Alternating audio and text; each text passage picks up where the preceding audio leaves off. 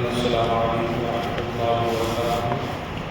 سبھی حضرات قریب آ کر بیٹھے ہیں اور آقا کریم صلی اللہ تعالی وسلم کی بارگاہ میں درود پاک گزارنے اپنی اشتراک میں اللہم صلی علی سیدنا مولانا محمد عبدہ الکرم وعلیہ وآلہ وسلم علیہ صلاۃ و سلام علیہ یا رسول اللہ صلی اللہ تعالی علیہ وسلم۔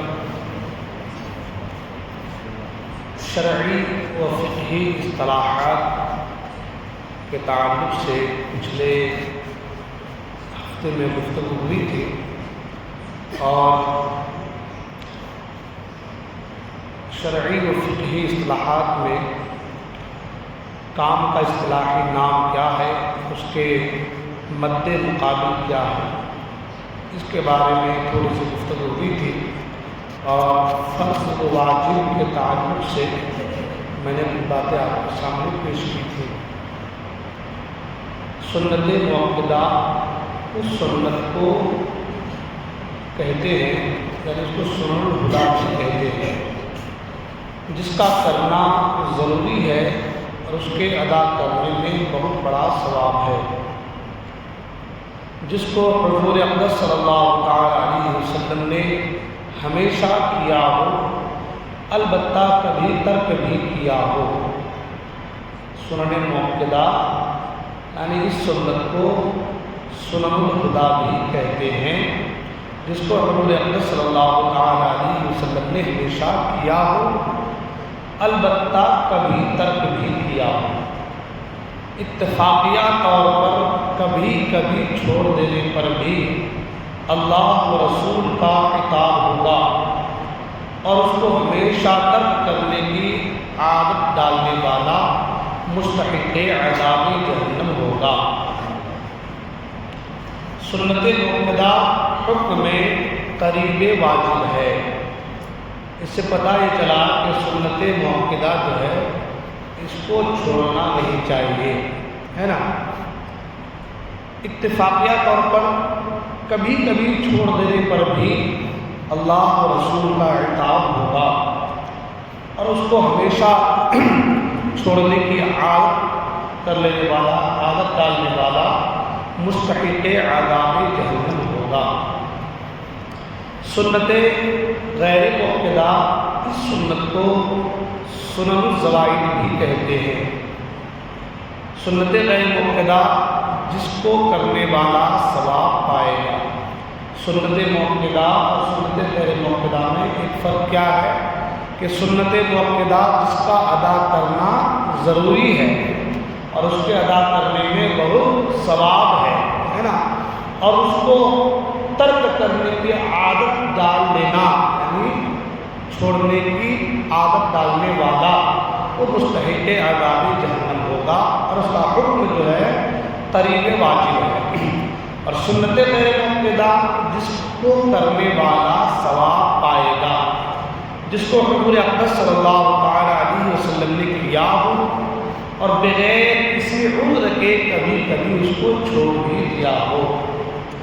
یہ سنت نظر شرع میں ایسی مطلوب ہے کہ اس کے ترک کو ناپسند کیا گیا ہے، لیکن اس کے نہ کرنے پر کسی قسم کا عتاب یا عذاب نہیں ہے، ٹھیک ہے۔ تو سنت مؤکدہ اور سنت غیر مؤکدہ میں فرق معلوم ہو گیا کہ سنت مؤکدہ جس کا کرنا ضروری ہے اور اس کے ادا کرنے پر بہت بڑا ثواب ہے، جس کو حضور اقدس صلی اللہ علیہ وسلم نے ہمیشہ کیا ہے، البتہ کبھی کبھی ترک کیا ہے۔ اس کو چھوڑنے کی عادت ڈالنے والا مستحق عذاب جہنم ہے اور وہ قریب واجب ہے۔ اور سنت غیر مؤکدہ جس کو کرنے والا ثواب پائے گا، حضور اقدس صلی اللہ علیہ وسلم نے اس کو کیا ہے اور بغیر کسی عذر کے کبھی کبھی اس کو چھوڑ بھی دیا ہے، ٹھیک ہے۔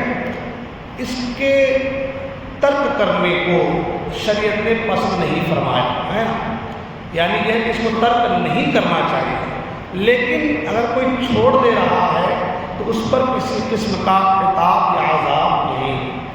مستحب ہر وہ کام جو شریعت کی نظر میں پسندیدہ ہو اور اس کے ترک پر کسی قسم کی ناپسندگی بھی نہ ہو، ہے نا۔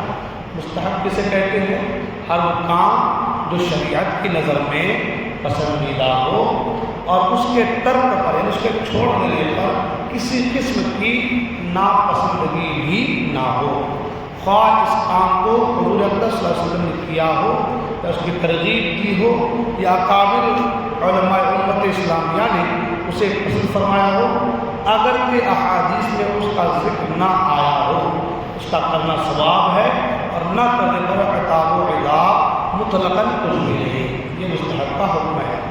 پھر آگے آیا مباح وہ کام جس کا کرنا اور چھوڑنا دونوں یکساں، یعنی جس کے کرنے میں نہ کوئی ثواب ہو اور چھوڑنے میں نہ کوئی عقاب و عذاب ہو، ٹھیک ہے، وہ مباح کام ہے۔ یہ تو وہ چیزیں تھیں، وہ کام تھے جو جن کو اچھے کاموں میں شمار کیا گیا ہے۔ اب ان کاموں کے کچھ مد مقابل بھی ہیں، جیسے کہ فرض کے مقابل حرام کا ذکر ہے، تو حرام جس کا چھوڑنا اور جس سے بچنا نہایت ضروری ہے نا، جس کے حرام ہونے کا ثبوت قطعی شرعی دلائل سے ثابت ہو، جس کے تعلق سے پہلے ذکر ہو چکا ہے۔ جس کے حرام ہونے کا انکار کرنے والا کافر ہے نا، جس کا ایک مرتبہ بھی قصداً کرنے والا فاسق مرتکب گناہ کبیرہ و مستحق عذاب جہنم ہے، جس کا چھوڑنا باعث ثواب ہے۔ فعل حرام مقابل ہوتا ہے فعل فرض کا، یعنی حرام جو ہے وہ مقابل کس کا ہوتا ہے؟ فرض کے مد مقابل ہے۔ اس کے بعد ہے مکروہ تحریمی۔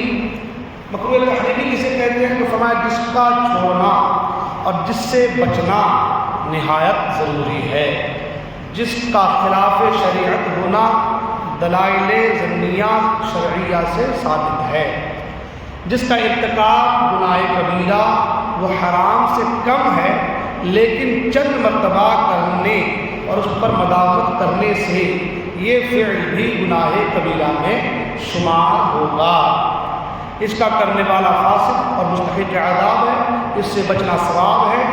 فعل مکروہ تحریمی مقابل ہوتا ہے فعل واجب کا۔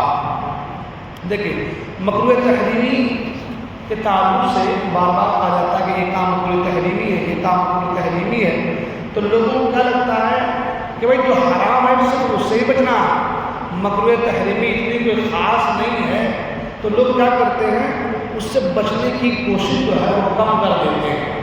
لوگ لگتا ہے کہ یہ اتنا زیادہ اس پر جو ہے زور نہیں دیا گیا ہے نا۔ نماز میں کوئی ایسی بات آ گئی کہا کہ بھائی اس سے نماز مکروہ تحریمی ہے، جیسے کہ ہمارے دستور ایک چل رہا ہے پانچے کھول کرنے کا ہے نا، پانچے جو ہے وہ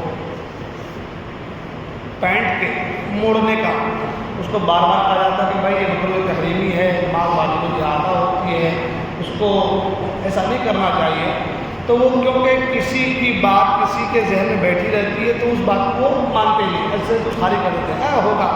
ان کو لگتا ہے کہ یہ جو بتا رہا ہے ان کی وہابی سنی کی دشمنی ہے، اس وجہ سے بتا رہا ہوگا۔ وہ یہ نہیں سوچتا کہ اس کی وجہ سے میری نماز ضائع ہو رہی ہے نا، تو اس کو تو کیا کرتے ہیں، اس کو ہلکے میں لے لیتے ہیں۔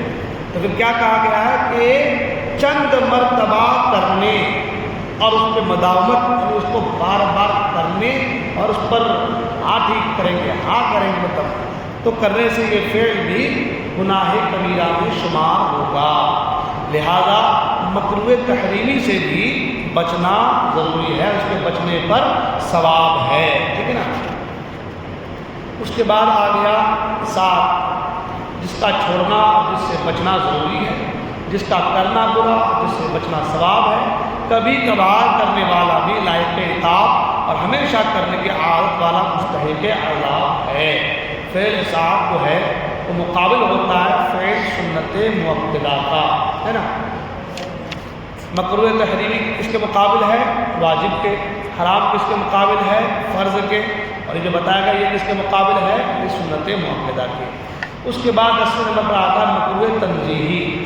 ان اصطلاحات کے اوپر میری گفتگو پہلے ہو چکی ہے، کہ اعلیٰ حضرت نے کس طریقے سے اس کو بڑھایا اور کیسے جو یہ چیز جو ہے مد مقابل آئی. تو مکروہ تنزیہی جو ہے جس کا کرنا شریعت میں پسندیدہ نہیں، مکروہ تنزیہی جس کا کرنا شریعت میں پسندیدہ نہیں، جس کے کرنے پر عذاب بھی نہیں، لیکن اس کی عادت ڈالنا برا ہے، اس کی عادت ڈالنا برا ہے، اور اس فعل سے بچنے میں بھی اجر و ثواب ہے. فعل مکروہ تنزیہی مقابل ہوتا ہے سنت غیر مؤکدہ کا. اس کے بعد ہے خلاف اولا.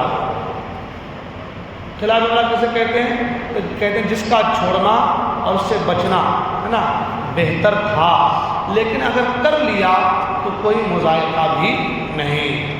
فعل خلاف اولا مقابل ہوتا ہے فعل مستحب کا. حضرات محترم، یہ جو ذکر کی گئی کہ تمام پر اصطلاحات کو اچھی طرح ذہن نشین کر لیجیے، اس کو یاد کیجیے، تاکہ آگے جو صفحات میں نماز سے متعلق احکام و مسائل کو سمجھنے میں سہولت پیدا ہو، ہے نا. مکروہ تحریمی کا ذکر ہو تو فوراً ذہن میں آ جائے کہ مکروہ تحریمی کا کیا حکم ہے، حرام کا، واجب کا، فرض کا، سنت مؤکدہ کا، غیر مؤکدہ کا. تو نماز کے متعلق جو احکام ہیں، مسائل ہیں، اس کو سمجھنے میں دشواری نہیں ہوگی، سہولت ہو جائے گی، ہے نا. اور اس کے علاوہ بھی کون سا کام کرنا ضروری ہے اور کس کام سے بچنا لازمی ہے، اس کی معلومات بھی حاصل ہوگی. ٹھیک ہے، تو یہ کچھ اصطلاحات تھے. انشاءاللہ الرحمن دوسرا باب نماز کی شرطوں کا بیان انشاءاللہ کل یہاں سے گفتگو ہوں گی. اور جو ہے نماز کی جو پہلی شرط ہے طہارت، جس کے اوپر انشاءاللہ مسائل جو ہے بیان کیے جائیں گے. اللہ تبارک و تعالیٰ کی بارگاہ میں دعا ہے اللہ تعالیٰ تمام کہنے سننے رضا عمل کرنے کی توفیق